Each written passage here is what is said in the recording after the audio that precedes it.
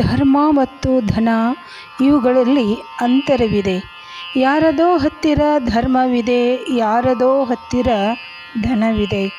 ಇವರಲ್ಲಿ ಯಾರು ಶ್ರೇಷ್ಠರು ಎಂದರೆ ಧರ್ಮವಂತನೇ ಶ್ರೇಷ್ಠನಾಗಿರುತ್ತಾನೆ. ಯಾರಲ್ಲಿ ಧನವಿದೆಯೋ ಅವನು ಸ್ವಯಂ ತನ್ನನ್ನು ತಾನು ರಕ್ಷಣೆಯನ್ನು ಮಾಡಿಕೊಳ್ಳುತ್ತಾನೆ. ಕಳ್ಳರಿಂದಾಗಲಿ ತನ್ನ ದೇಹಕ್ಕೆ ರೋಗಗಳು ಬಂದರೆ ಧನದಿಂದ ತನ್ನನ್ನು ತಾನು ರಕ್ಷಣೆಯನ್ನು ಮಾಡಿಕೊಳ್ಳುತ್ತಾನೆ. ಧನವಂತರನ್ನು ಹಣ ರಕ್ಷಣೆ ಮಾಡಿದರೆ ಧರ್ಮವಂತರನ್ನು ಧರ್ಮವೇ ರಕ್ಷಣೆ ಮಾಡುತ್ತದೆ. ಧರ್ಮೋ ರಕ್ಷತಿ ರಕ್ಷಿತಃ. ಧರ್ಮವನ್ನು ನಾವು ರಕ್ಷಣೆ ಮಾಡಿದರೆ ಧರ್ಮ ನಮ್ಮನ್ನು ರಕ್ಷಣೆ ಮಾಡುತ್ತದೆ. ಧಾರಣಾತ್ ಇತಿ ಧರ್ಮ. ಧರಿಸಲಿಕ್ಕೆ ಯಾವುದು ಯೋಗ್ಯವಾಗಿದೆಯೋ ಅದಕ್ಕೆ ಧರ್ಮ ಎನ್ನುವರು. ಧನವಂತನಾದ ವ್ಯಕ್ತಿಯು ಸದಾ ದುಃಖಿಯಾಗಿರುತ್ತಾನೆ, ಚಿಂತೆಯಿಂದ ಕೂಡಿಕೊಂಡಿರುತ್ತಾನೆ, ಯಾವಾಗಲೂ ಅಶಾಂತನಾಗಿರುತ್ತಾನೆ. ಆದರೆ ಧರ್ಮವಂತನಾದ ವ್ಯಕ್ತಿಯು ಯಾವಾಗಲೂ ನಿಶ್ಚಿಂತತೆಯಿಂದ ಇರುತ್ತಾನೆ, ಸದಾ ಸುಖಿಯಾಗಿರುತ್ತಾನೆ. ಹಣವನ್ನು ರಕ್ಷಣೆ ಮಾಡಿಕೊಳ್ಳುವುದರಲ್ಲಿಯೇ ಮನುಷ್ಯನ ಆಯುಷ್ಯ ಕಳೆದು ಹೋಗುತ್ತದೆ. ಧನಕ್ಕಾಗಿ, ರಾಜ್ಯಕ್ಕಾಗಿ ಅಣ್ಣ ತಮ್ಮರಲ್ಲಿ ಜಗಳ, ಯುದ್ಧಗಳಾಗಿವೆ. ಇದಕ್ಕೆ ಇತಿಹಾಸವೇ ಸಾಕ್ಷಿ ಇದೆ. ಹೇಗೆಂದರೆ, ಲಂಕೆಯ ರಾಜ ಕುಬೇರನಾಗಿದ್ದ. ರಾವಣ ತಪಸ್ಸನ್ನು ಮಾಡಿ ಬ್ರಹ್ಮದೇವನಿಂದ ವರ ಪಡೆದುಕೊಂಡು ಬಂದ ಮೇಲೆ ರಾವಣ ತನ್ನ ಅಣ್ಣನಾದ ಕುಬೇರನನ್ನು ಲಂಕೆಯಿಂದ ಹೊರಗೆ ಹಾಕುತ್ತಾನೆ. ಹಾಗೆಯೇ ದುರ್ಯೋಧನನು ಕೂಡ ಪಾಂಡವರ ರಾಜಸೂಯ ಯಜ್ಞಕ್ಕೆ ಹೋದಾಗ ಅವರ ವೈಭವವನ್ನು ಕಂಡು ಮೋಸದ ಜೂಜಾಟವನ್ನು ಆಡಿ ಪಾಂಡವರನ್ನು ಅರಣ್ಯಕ್ಕೆ ಕಳಿಸುತ್ತಾನೆ.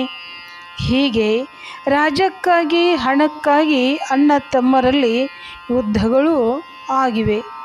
ಹಣವನ್ನು ನಾವು ರಕ್ಷಣೆ ಮಾಡಿದರೆ ಧರ್ಮ ನಮ್ಮನ್ನು ಸಂರಕ್ಷಣೆ ಮಾಡುತ್ತದೆ.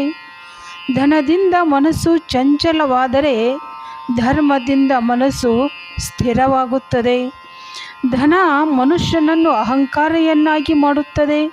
ಧರ್ಮ ಮನುಷ್ಯನನ್ನು ವಿನಮ್ರತೆ, ವಿನಯವಂತನನ್ನಾಗಿ ಮಾಡುತ್ತದೆ. ಮನುಷ್ಯ ಜನ್ಮ ಅನ್ನುವುದು ಒಂದೇ ಸಲ ಬರುತ್ತದೆ. ನಮಗೆ ಪರಮ ಸುಖ ಸಿಗಬೇಕಾದರೆ ನಮ್ಮ ಜೀವನ ಧರ್ಮಮಯವಾಗಬೇಕು. ನಾವು ಜೀವನದಲ್ಲಿ ಧರ್ಮಾಚರಣೆ ಮಾಡುವುದರಿಂದ ಹಮಾರೆ ಪಾಸ್ ಸಬ್ ಕುಚ್ ಆಯೆ, ಎಲ್ಲವೂ ತಾನಾಗಿಯೇ ದೊರೆಯುತ್ತದೆ. ಒಬ್ಬ ರಾಜನಿದ್ದ. ಅವನು ಯುದ್ಧದಲ್ಲಿ ಗೆದ್ದು ಬಂದಿದ್ದ.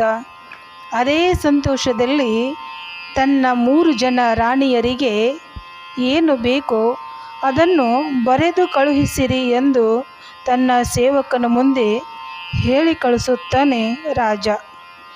2 ರಾಣಿಯರು ತಮಗೆ ಏನು ಬೇಕೋ ಅದನ್ನು ಬರೆದು ಕಳುಹಿಸುತ್ತಾರೆ. ಆದರೆ ಚಿಕ್ಕ ರಾಣಿಯು ಬಿಳಿಯ ಹಾಳೆಯಲ್ಲಿ ಒಂದೇ ಒಂದು ಚುಕ್ಕೆಯನ್ನಿಟ್ಟು ಪತ್ರವನ್ನು ರಾಜನಿಗೆ ತನ್ನ ಸೇವಕಿಯ ಮುಖಾಂತರ ಕಳುಹಿಸಿಕೊಡುತ್ತಾಳೆ. ರಾಜ 3 ರಾಣಿಯರ ಪತ್ರವನ್ನು ನೋಡಿದ. 2 ರಾಣಿಯರು ಏನು ಬರೆದಿದ್ದರೋ ಅದನ್ನು ರಾಣಿಯರ ಅಂತಃಪುರಕ್ಕೆ ಕಳುಹಿಸಿಕೊಡುತ್ತಾನೆ. ಚಿಕ್ಕ ರಾಣಿಯ ಪತ್ರವನ್ನು ನೋಡಿದ ರಾಜ ನೋಡಿ ಹೇಳುತ್ತಾನೆ, ಇವಳು ಎಂತಹ ದಡ್ಡಳು. ಮಂತ್ರಿಗಳೇ ನೋಡಿ, ಚಿಕ್ಕ ರಾಣಿಯ ಕಾಗದದಲ್ಲಿ ಏನೂ ಬರೆದಿಲ್ಲ, ಹಾಳೆಯಲ್ಲಿ ಕೇವಲ ಒಂದೇ ಒಂದು ಚುಕ್ಕೆಯನ್ನಿಟ್ಟು ಕಳುಹಿಸಿದ್ದಾಳೆ ಎನ್ನುತ್ತಾನೆ ರಾಜ. ಆಗ ಮಂತ್ರಿ ಹೇಳುತ್ತಾನೆ, ಮಹಾರಾಜರೇ, ಸಣ್ಣ ರಾಣಿಯವರೇ ತುಂಬ ಬುದ್ಧಿವಂತರು ಎಂದಾಗ ರಾಜ ಕೇಳುತ್ತಾನೆ, ಮಂತ್ರಿಗಳೇ ಅದು ಹೇಗೆ ಎಂದಾಗ ಮಂತ್ರಿ ಹೇಳುತ್ತಾನೆ, ಮಹಾರಾಜ, ನೀವು ಒಬ್ಬರೇ ದೊರೆತರೆ ಎಲ್ಲವೂ ದೊರೆತ ಹಾಗೆ ಎಂದ. ರಾಜನಿಗೆ ಬಹಳ ಸಂತೋಷವಾಯಿತು. ಯುದ್ಧದಲ್ಲಿ ಗೆದ್ದು ತಂದಿರುವಂತಹ ಎಲ್ಲ ಅಮೂಲ್ಯವಾದ ರತ್ನ ಪಿತಾಂಬರವನ್ನು ತೆಗೆದುಕೊಂಡು ರಾಜ ಚಿಕ್ಕ ರಾಣಿಯ ಅರಮನೆಗೆ ಹೋಗುತ್ತಾನೆ. ನಾವು ನಮ್ಮ ಜೀವನದಲ್ಲಿ ಧರ್ಮವನ್ನು ಆಚರಣೆ ಮಾಡಿಕೊಂಡು ಬಂದಿದ್ದಾದರೆ ಇಡೀ ಭೂಮಂಡಲಕ್ಕೆ ಅಧಿಪತಿಯಾದ ಭಗವಾನ್ ಭೂಪತಿಯು ನಮಗೆ ಒಲಿದು ಎಲ್ಲವನ್ನು ಕರುಣಿಸುತ್ತಾನೆ. ಆದ್ದರಿಂದ ಧರ್ಮವನ್ನು ಆಶ್ರಯಿಸಬೇಕು. ಧರ್ಮೋ ವಿಶ್ವಸ್ಯ ಜಗತಃ ಪ್ರತಿಷ್ಠಾ. ಧರ್ಮ ಸಂಪೂರ್ಣ ಜಗತ್ತಿಗೆ ಆಧಾರವಾಗಿದೆ, ಜೀವನವಾಗಿರುವುದು. ನಾವು ಕರ್ಮ ಮಾಡುತ್ತೇವೆ ಅಂದರೆ ಕೆಲಸಗಳನ್ನು ಮಾಡುತ್ತೇವೆ. ಆ ಕರ್ಮದಲ್ಲಿ ಧರ್ಮ ಅಧರ್ಮ ಅಡಗಿದೆ. ಪರೋಪಕಾರ, ಶಾಂತಿ, ದಯಾ, ತ್ಯಾಗ, ಅಹಿಂಸೆ ಇವು ಧರ್ಮಗಳು. ಹಿಂಸೆ, ಸುಳ್ಳು, ಅಸತ್ಯ, ಅಪಕಾರ, ಕರುಣೆ ಇಲ್ಲದಿರುವುದು ಇವು ಅಧರ್ಮಗಳು.